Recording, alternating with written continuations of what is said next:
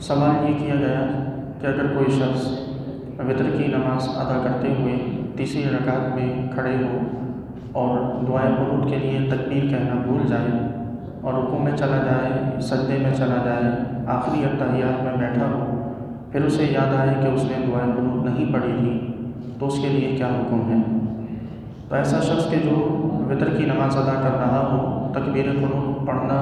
اور دعائے قنوت پڑھنا بھول جائے، تو ایسے شخص کے لیے حکم یہ ہے کہ جب اسے آخری اتحیات میں یا سجدے میں جو ہی یاد آیا تب وہ نماز کو مکمل کرے، اور اس کا طریقہ یہ ہوگا کہ آخری جو اتحیات ہوگی، اتحیات کو پڑھ کے وہ سجدہ سہو کرے، اور سجدہ سہو کرنے کے بعد پھر اپنی نماز کو اسی طرح اتحیات، درود شریف، دعا کے ساتھ مکمل کرے تو نماز اس کی درست ہو جائے گی۔ لیکن یہ یاد رکھیں کہ یہ اس وقت ہے کہ جب غلطی سے ایسا ہو۔ اگر کسی شخص کو دعائے قنوت یاد نہ ہو، جان بوجھ کے چھوڑ دے، تو اس صورت میں وہ شخص کہ جو جان بوجھ کر دعائے قنوت کو چھوڑے اور تکبیر قنوت کو چھوڑے، تو اس صورت میں اس کی نماز سرے سے نہیں ہوگی، نماز کو پھر سے دہرانا ضروری ہے۔ یہاں یہ مسئلہ بھی ذہن میں رکھیں کہ تکبیر قنوت کہنا یہ واجب ہے، یعنی ہم جو تیسری رکعت میں قرأت کے بعد دعائے قنوت پڑھنے کے لیے جو اللہ اکبر کہتے ہیں، یہ اللہ اکبر کہنا واجب ہے، اور اس اللہ اکبر کو کم از کم اتنی اونچی آواز سے کہا جائے کہ بندہ خود اپنی آواز کو سن سکے۔ بعض لوگ قرأت کرنے کے بعد صرف اور صرف اپنے ہاتھوں کو اٹھا کر کانوں پر لگا کر واپس باندھ کر دعائے قنوت شروع کر دیتے ہیں، تو انہوں نے واجب ادا نہیں کیا ہوتا۔ اس صورت میں سجدہ سہو ضروری ہو جاتا ہے، سجدہ سہو نہ کریں گے تو نماز ان کی نہیں ہوگی۔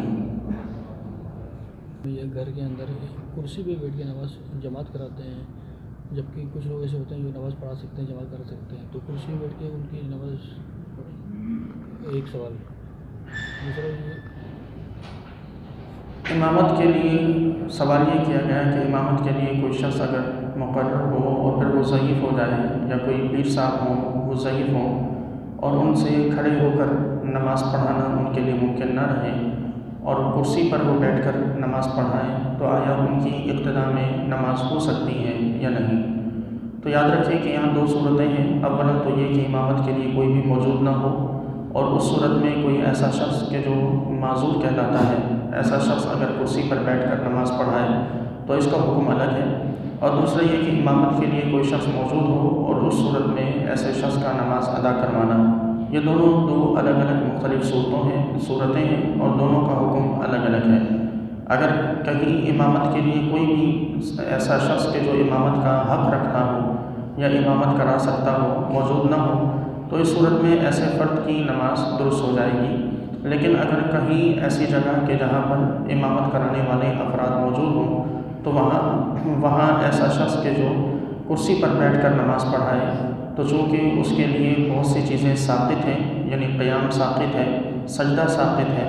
نہ وہ قیام کر سکتا ہے نہ وہ سجدہ کر سکتا ہے، اور شرعاً ایسے شخص کو معذور کہا جاتا ہے، تو ایسے شخص کی ابتدا یعنی ایسے شخص کا نماز پڑھانا درست نہیں ہوگا۔ بہتر یہی ہوگا کہ اگر پیچھے کوئی شخص موجود ہے تو وہ نماز کی امامت کرائے۔ کلام مجید اشارے صاحب پڑھتے ہیں، اس کے بعد ایک ہفتے بعد اسی کلام مجید کو پھر اشارے صاحب پڑھتے ہیں، پھر اسی کلام مجید کو بار بار اشارے صاحب پڑھتے ہیں، تو کہ ایک دفعہ کرنا کافی ہے یا بار بار کر سکتے ہیں اسی کلام؟ سوال یہ کیا گیا کہ قرآن پاک ایک مرتبہ مکمل کیا، ایک مرتبہ پڑھا گیا اور پھر اسے کسی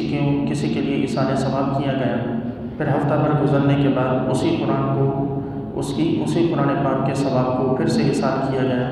پھر ایک ہفتہ گزرنے کے بعد اسی قرآن پاک کے ثواب کو پھر سے ایصال کیا گیا، تو آیا یہ صورت جائز ہے یا نہیں؟ یعنی ایک قرآن پاک پڑھ کر کئی افراد کو بار بار الگ الگ موقعوں پر اس کا ثواب ارسال کیا جا سکتا ہے یا نہیں؟ تو یاد رکھیں کہ قرآن پاک کا ثواب بے شمار بے حساب ہے۔ اس کے ثواب کو جس قدر چاہیں، جتنے افراد کے لیے چاہیں، اس کے ثواب کو ارسال کیا جا سکتا ہے۔ شرعاً کوئی حد مقرر نہیں ہے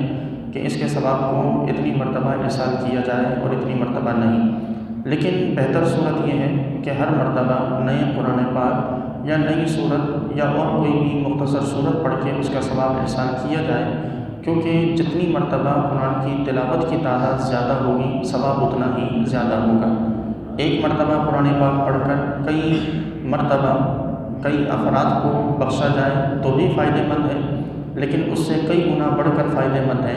کہ ہر مرتبہ نیا قرآن پاک پڑھ کر اپنے مرحومین کی بخشش کے لیے انہیں ایصال ثواب کیا جائے۔ مزید آپ میں سے اگر کسی کا کوئی سوال؟ ایک سوال ہے، آخری سوال یہ ہے کہ جنازہ لے جاتے وقت مخالف سمت کعبے کی طرف پاؤں ہو رہے ہیں اور جنازہ لے جا رہے ہیں آگے، تو اس صورت میں لوگ آواز لگاتے ہیں کہ کعبے کی طرف پاؤں ہو رہے ہیں، جنازہ بول رہے ہیں، تو پھر اس طرح سے اصل شرعی طریقہ کیا ہے کہ جنازہ کو جب قبرستان کی طرف لے کر جایا جائے تو اس کا جو شرعی طریقہ کار ہے وہ یہی کہ سر آگے کی طرف ہو اور میت کے قدم وہ پیچھے کی طرف ہو۔ اب اس صورت میں اس میں شرعاً کوئی اس بات کے لیے مقرر نہیں کیا گیا، نہ ہی شرعاً اس بات کی کوئی حد بندی کی گئی کہ جنازے کے میت کے جو پاؤں ہیں وہ کس سمت میں ہونے چاہیے اور سر کس سمت میں ہونا چاہیے۔ شرعاً یہ اصول ہے کہ لے جاتے وقت سر آگے کی طرف ہو اور پاؤں پیچھے کی جانب ہو۔ اب رہی بات یہ کہ ایسی صورت میں میت کے پاؤں کا قبلے کی طرف ہو جانا، تو یہ ایسا ہی بات ہے کہ جیسا کہ کوئی شخص اگر راستے پر چل رہا ہو تو اس کی پیٹھ قبلے کی طرف ہو جائے، جیسا اس میں شرعاً کسی قسم کا کوئی حرج نہیں ہے، ویسے ہی میت کے لے جاتے وقت میت کے اگر پاؤں قبلے کے سمت ہو جائیں تو اس صورت میں کوئی حرج نہیں۔ البتہ جب میت کو زمین پر رکھا جائے تو اس صورت میں یہ خیال کیا جائے کہ اس کے پاؤں قبلے کی طرف نہ ہوں۔ اثر کی نماز کا قضا نماز پڑھ سکتے ہیں؟ اور دوسرا یہ ہوتا کہ اگر فرض پڑھتا خالی سنتیں نہیں پڑھتے تو ثواب سے محروم ہوا یا گناہ گار بھی ہوا؟ اگر کوئی شخص عصر کی نماز کے بعد قضا نمازیں ادا کرنا چاہے تو عصر کی نماز کے بعد قضا نمازوں کی ادائیگی کی اجازت ہے۔ عصر کے بعد جو منع ہے وہ صرف اور صرف نوافل کو ادا کرنا ہے، نفل نہیں ادا کیے جا سکتے۔ قضا نمازیں چاہے وہ فرض ہو یا واجب دونوں ادا کی جا سکتی ہیں۔ دوسرا یہ کہ اگر کوئی شخص سنت کو چھوڑتا ہو یعنی سنت نماز کو ترک کرتا ہو تو اس صورت میں دو چیزیں ہیں، سنت غیر مؤکدہ ہے یا سنت مؤکدہ۔ اگر سنت مؤکدہ کو ترک کرے گا تو ایسا شخص فاسق فاجر ہے اور سخت ترین گناہ گار ہے، اور اگر کوئی شخص سنت غیر مؤکدہ کو چھوڑتا ہو تو اس صورت میں اس پر کم از کم گناہ نہیں ہے، البتہ وہ خلاف اولا یعنی حضور کے طریقے کے خلاف کرنے کی وجہ سے وہ کم از کم اتنا ضرور ہے کہ اسے گناہ گار نہ ہونے کے باوجود اس کی پکڑ یقیناً اس صورت میں ضرور کی جائے گی۔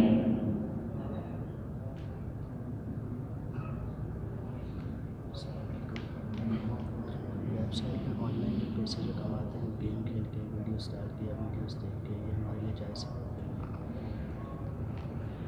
ویب سائٹس وغیرہ پر سوال یہ کیا گیا کہ ویب سائٹس مختلف جو اس وقت بڑی ان چل رہی ہیں کہ جن پر ویڈیوز کو دیکھ کر یا ویڈیوز کو لائک کر کے یا شیئر کر کے یا کمنٹ کر کے آن لائن ارننگ کی جاتی ہے، تو اس کا کیا حکم ہے؟ تو یاد رکھیں کہ شرعاً ہر چیز کے دو پہلو ہوتے ہیں، ایک اچھا پہلو کہ جس پر شریعت کسی قسم کی گرفت نہیں کرتی، اور دوسرا برا پہلو کہ جس سے شریعت جس راستے کی طرف جانا ہمارے لیے شرعاً منع کیا جاتا ہے۔ مثلا اگر کوئی شخص فیس بک، یوٹیوب یا اس جیسی اور کسی بھی ویب سائٹ سے ارننگ کر رہا ہے تو اس صورت میں اس کے لیے وہی دو حکم ہیں، اگر وہ اچھی ویڈیوز اور اچھا کنٹینٹ اگر بنا کر یا لوگوں سے اس پر وہ لائک کمنٹ یا دیکھ کر کما رہا ہے تو یقیناً اس میں شرعاً کوئی حرج نہیں ہے، لیکن اگر برا کنٹینٹ ہے اور ایسی صورت کہ جس میں فحاشی، عریانی یا اور کسی بھی قسم کی ایسی چیز میں مبتلا ہے تو یہ یقیناً حرام ہے، ایسا کرنا بھی حرام ہے اور اس کی آمدنی بھی حرام ہے۔ رہی بات یہ کہ ویڈیوز کو دیکھ کر محض بعض لوگ خود کنٹینٹ نہیں بناتے بلکہ ایسی ویب سائٹس کو استعمال کرتے ہیں کہ جس میں صرف ویڈیوز کو دیکھ کر آن لائن کمایا جاتا ہے، تو اس صورت میں بھی یہی حکم ہے کہ سامنے آنے والی ویڈیوز یقیناً اچھی بری دونوں قسم کی ہوتی ہیں، تو بہتر یہ ہے کہ ایسی ہر انکم سے اپنے آپ کو بچا کر دور رکھا جائے۔ سوال یہ ہے کہ آج کل قبرستانوں میں جیسے جگہ کی بہت قلت ہو گئی ہے، جب کوئی عزیز مرتا ہے تو وہاں جاتے ہیں تو وہ کہتے ہیں یہاں پہ کسی عزیز کی قبر پہلے سے اگر موجود ہے تو ہم اسی میں دفنا دیں گے، مسجد میں قبر بدل کی جگہ دیں گے، تو اسی قبر کے اندر دوبارہ میت کو دفنانا، جبکہ پرانی قبر ہو 10-15 سال پرانی ہو تو اس پر دفنانا کیسے ہے؟ سوال یہ کیا گیا کہ قبرستان میں جگہ کی قلت کی وجہ سے ایک قبر کے اندر دوسرے مردے کو دفنانا یہ جائز ہے یا نہیں؟ فی زمانہ ہمارے یہاں قبرستان میں جگہیں کیونکہ بالکل ختم ہو چکی ہیں، اور بالعموم کہیں بھی کسی بھی قبرستان میں میت کی تدفین کے لیے لے جایا جائے تو وہاں یہی کہا جاتا ہے کہ اگر آپ کے یہاں کی کوئی پہلے سے کوئی قبر آپ کے کسی عزیز کی موجود ہے تو اس میں تدفین کی جائے۔ تو اس صورت میں حکم یہ ہے کہ اگر اتنا یقین ہو کہ جس پہلی میت کو دفن کیا گیا اس کی تدفین کو اتنا عرصہ گزر چکا کہ اس کا جو جسم تھا وہ اب گل چکا ہوگا اور اس کی باقیات نہیں موجود ہوں گی، تو اس صورت میں ایسی قبر میں تدفین کی جا سکتی ہے۔ اس کا طریقہ کار یہ ہے کہ اس قبر کو کھولا جائے، دیکھا جائے کہ اگر باقیات جیسے کچھ انسانی جسم کی ہڈیاں ایسی ہوتی ہیں کہ جو جتنا وقت گزر جائے گلتی نہیں ہے، ختم نہیں ہوتی، وہ پھر بھی باقی رہتی ہیں، تو ایسی ہڈیوں کو جمع کیا جائے، انہیں ایک سفید کپڑے میں لپیٹ کر اسی قبر کے اندر ہی ایک کونے میں دفن کر دیا جائے، اور پھر جو دوسری جو میت لائی جائے اس میت کو وہاں دفن کیا جا سکتا ہے۔ یاد رکھیں کہ یہاں بالعموم یہ بھی سوال کیا جاتا ہے کہ شوہر کی قبر میں اس کی بیوی دفن کی جا سکتی ہے یا نہیں، ماں کی قبر میں بیٹا، یا بیٹے کی قبر میں بھائی کی قبر میں اس کی بہن دفن کی جا سکتی ہے یا نہیں۔ تو یاد رکھیں کہ یہ حکم اس صورت میں بھی ہے کہ جب وہ دونوں آپس میں عزیز نہ بھی لگتے ہیں، یعنی کوئی اجنبی قبر ہو، اس کا بھی یہی حکم ہے کہ اگر اسے اتنا وقت گزر چکا ہے کہ وہ اس کا جسم گل چکا ہوگا تو اس میں بھی کسی دوسرے اجنبی شخص کو دفن کرنے کی اجازت ہے۔ تو قریبی رشتہ داروں میں یہ کسی قسم کا کوئی حرج نہیں ہے کہ ماں کو باپ کی قبر میں، یا شوہر کو بیوی کی قبر میں، یا بھائی کو بہن کی قبر میں نہ دفن کیا جا سکتا ہو۔ شرعاً اس کی اجازت ہے، بس خیال اس بات کا رہے کہ جو باقیات نکلیں ان باقیات کو قبر سے باہر نکال کر نہ پھینکا جائے، بلکہ ان کی تعظیم کرنا بھی واجب ہے، انہیں بھی اسی طرح قبر کے اندر ہی واپس دفن کر دیا جائے۔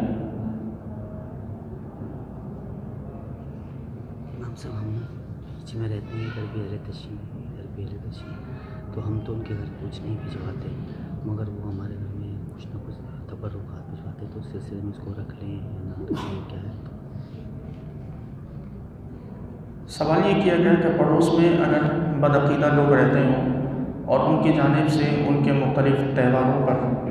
اگر جس طرح نیاز وغیرہ کا یا اس قسم کے معاملات کا انتظام ہوتا ہو اور وہ ہمارے گھر تبرکات وغیرہ بھیجتے ہوں تو آیا ان کا استعمال جائز ہے یا نہیں؟ شرعاً یہ بات ضروری ہے کہ ایسی چیزوں سے اپنے آپ کو دور رکھیں، کیونکہ بالخصوص بدعقیدگی وہ کہ جو صحابہ کرام کی گستاخی یا اس قسم کے دیگر معاملات پر مشتمل ہو، تو وہاں پر تو ہم پر زیادہ احتیاط کرنا ضروری ہے کہ ممکن ہے کہ کسی صحابی کی میت یعنی کسی صحابی کے معاذ اللہ انتقال کی خوشی میں اگر کوئی اس قسم کا نظر و نیاز کا یا اس قسم کے لنگر کا انتظام کیا گیا ہو تو یقیناً ہم کسی نہ کسی طور پر پھر اس صحابی کی گستاخی میں شامل ہو جاتے ہیں، تو اس لیے ضروری ہے کہ ایسے معاملات میں احتیاط برتی جائے۔ میرا سوال یہ ہے کہ عشاء کی نماز ہم پڑھ لیتے ہیں، اس کے بعد پوری ہم وطر پڑھ لیتے ہیں، اب ہم جب تہجد پڑھتے ہیں تو اس کے بعد بھی ہم کو وطر پڑھنا پڑے گا؟ یہ سوال یہ کیا گیا کہ عشاء کی نماز کے بعد وطر ادا کر لیے جائیں اور پھر رات کو تہجد کے لیے اٹھا جائے تو اس وقت تہجد کے بعد وطر پھر سے ادا کرنے ہوں گے یا نہیں؟ تو اس صورت میں حکم یہ ہے کہ وطر پھر سے ادا کرنے کی ضرورت نہیں ہے۔ جو طریقہ کار نبی کریم علیہ السلام کا ہم سنتے ہیں کہ حضور وطر تہجد کی نماز کے ساتھ ادا کرتے تھے، اس کی حالت یہ ہوتی تھی کہ نبی کریم علیہ السلام عشاء کی نماز کے ساتھ نماز وطر کو ادا نہیں فرماتے تھے، اور آپ صلی اللہ علیہ وسلم عشاء کی نماز کے بعد محض 2 رکعت جو سنت ہم پڑھتے ہیں حضور یہ پڑھا کرتے، اور اس کے بعد نبی کریم علیہ السلام تہجد کے لیے بیدار ہوتے، اور تہجد کی نماز کی ادائیگی کے بعد پھر نبی کریم علیہ السلام اسی وقت اس رات کی نماز وطر کو ادا فرماتے ہیں۔ ایک مرتبہ سورہ فاتحہ، 3 مرتبہ سورہ اخلاص پڑھ لیجیے۔